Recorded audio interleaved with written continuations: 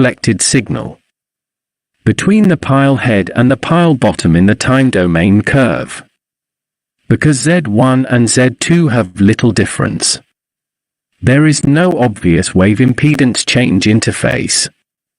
It can be said that basically all stress wave signals pass through this interface until the pile bottom is reflected.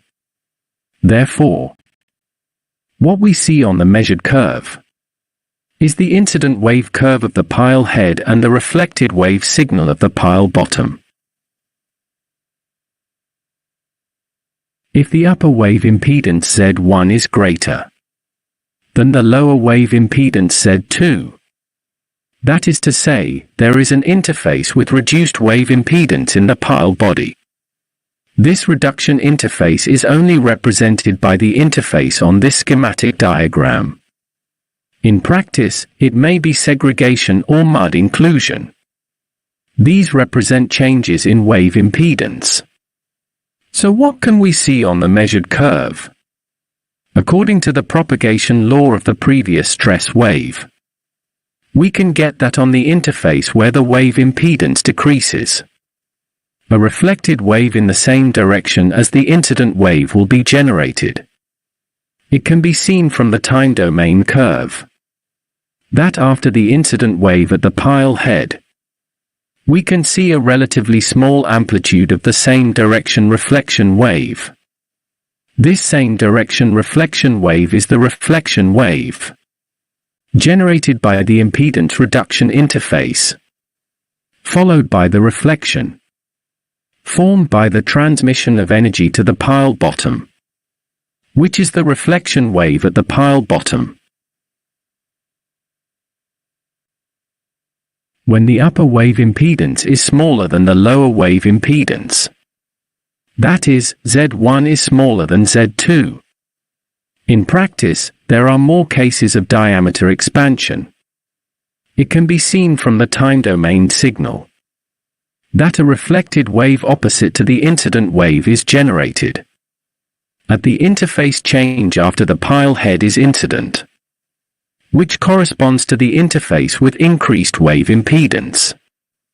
Finally, there is a pile bottom reflection wave in the same direction.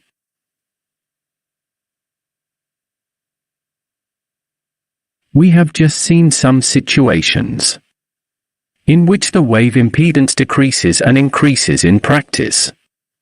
In the actual inspection site, it is impossible to reduce the diameter to the bottom or expand the diameter to the bottom, and there are often reduction in the middle process. The pile body will produce a reflected wave in the same direction as the incident wave at the interface with reduced wave impedance. But when it is restored from the reduced interface to the original interface, it will produce a reflected wave opposite to the incident wave, with a schematic diagram of a curve drawn in the middle. From the time domain curve and stress wave propagation path diagram on the right, we can see that the incident wave is in the front, and there is an isotropic wave at the interface with the same direction as the incident wave and reduced wave impedance in the middle. After this same directional wave is a reverse wave, which is the process of wave impedance reduction. The reflection of the pile bottom is simulated based on the state that the pile bottom is free, or the wave impedance is very small. Similarly, we may also face the process of restore after the increase of wave impedance, which is opposite to the situation just now. That is, at the interface of the increase of wave impedance, we will first see a reverse reflected wave, and then in the process of wave impedance reduction, it is still small relative to the original impedance. So a reflection wave in the same direction is generated. Of course, it is based on the free condition of the pile bottom that generate the reflection of the pile bottom. I believe this is easy to understand. These are based on the reflection. caused by the change of wave impedance mentioned above. Only with a preliminary understanding can we better understand the process of impedance change and restore. In the signal curve of field test, you will often see that, after the previous reflection, there is a small amplitude and a reverse reflection. We don't need to judge that it is a defect, because this situation is the process of defect restoration. A conclusion is drawn according to the influence of the change of pile impedance on the curve we tested. When the pile defect is serious, there will be primary, secondary, or even multiple reflections at the position where the wave impedance decreases, and the reflected wave and the incident wave must be in the same direction.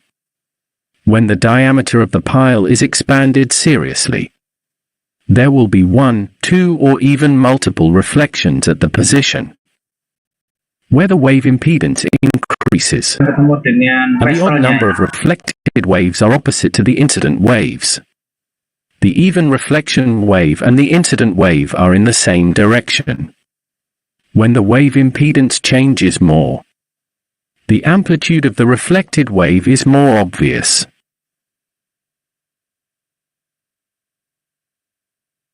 We just see the change of pile body impedance. Similarly, the bearing layer at the pile bottom will also have some influence on the signal.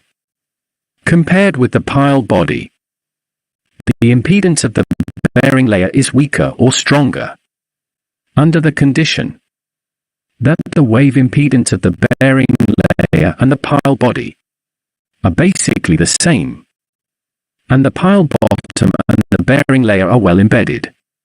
It is difficult for us to measure the reflected wave at the pile bottom, so it is possible to receive the incident wave at the pile head, but not the reflected wave at the pile bottom.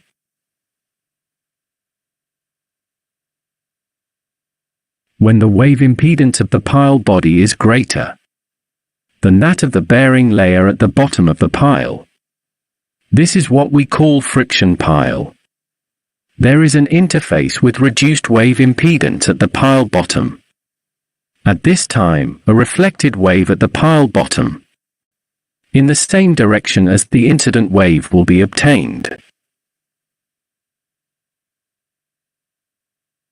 If the wave impedance of the pile bottom is greater than that of the pile body, a reflected wave opposite to the incident wave will be generated, which is the corresponding velocity time history response curve.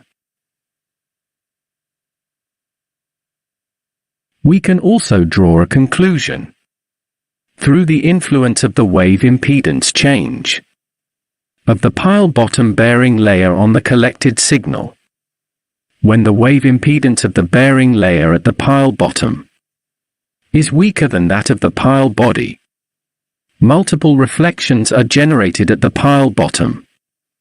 No matter how many reflections are generated, the reflected wave at the pile bottom and the incident wave are in the same direction. When the wave impedance of the bearing layer at the pile bottom is stronger than that of the pile body, the odd number of reflected waves generated at the pile bottom are opposite to the incident waves, and the even number of reflected waves are in the same direction as the incident waves. The greater the change of wave impedance from the pile body to the bearing layer at the pile bottom, the more obvious the reflected wave at the pile bottom will be. Next, I will introduce some relevant formulas in the specification. Some formulas can only be calculated theoretically. In practice, there will be great deviation due to the influence of hammering and the soil around the pile on the signal. Therefore, do not easily judge the scope of defects at the project site. We can see that the average wave velocity of the pile is equal to c, and c is equal to twice L divided by T4 minus T1. This should be easy to understand. T1 is the time of the incident wave. T4 is the time of the reflected wave at the bottom of the pile. In fact, the stress wave travels twice the length of the pile.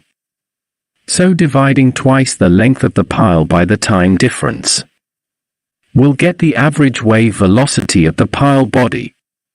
Similarly, T2 minus T1 multiplied by the average wave velocity of the pile body, divided by 2 can calculate the starting position of the bulging.